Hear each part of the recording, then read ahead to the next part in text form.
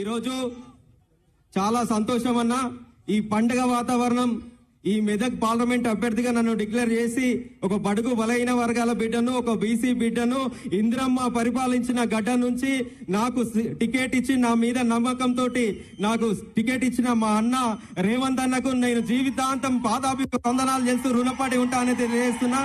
అదేవిధంగా మా దామన్నకు, అదేవిధంగా కొండా సురేఖ కక్కకు, అదేవిధంగా పొంగులేటి సీనన్నకు, Medak constituency MLA young dynamic leader Rohit అన్న గారికి, అదేవిధంగా నన్ను మొత్తం 7 సెగ్మెంట్లలో భుజాల మీద వేసుకొని హనుమంతుడిలాగా నన్ను సంజీతం లేక మైనంపల్లి హనుమంత్ అన్న గారికి, అదేవిధంగా మా కాటా శ్రీనివాస్ గారికి, ఇన్ఛార్జి గారికి, ఆవుల రాజిరెడ్డి గారికి, పూజాల హరికృష్ణ గారికి, అదేవిధంగా చెరుకు శ్రీనివాస్ రెడ్డి గారికి, డిసిసి ప్రెసిడెంట్ అంజనేయులు గౌడ్ గారికి, నిర్మలా జగ్గారెడ్డి గారికి, మదన్ రెడ్డి గారికి, నర్సారెడ్డి గారికి, అదేవిధంగా ఎన్ఎస్యు కార్యకర్తలకు, యూత్ కాంగ్రెస్ కార్యకర్తలకు, మహిళా కాంగ్రెస్ కార్యకర్తలకు, అందరికి, అక్కలకు, చెల్లెలకు, అన్నలకు, తమ్ముళ్లకు, మా కాకలకు అందరికి కూడా పేరు పేరున పాదాభివందనాలు తెలియజేస్తున్నాను.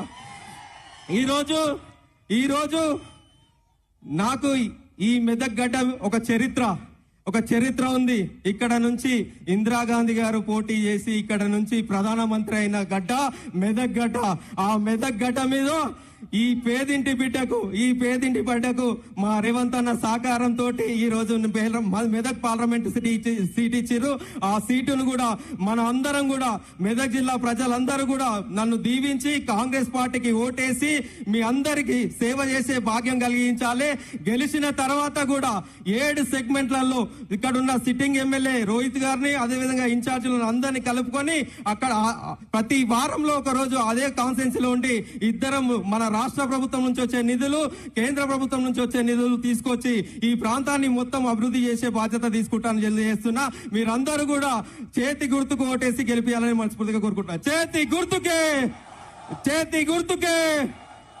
గుర్తుకే. ఈరోజు మన అభిమాన నాయకుడు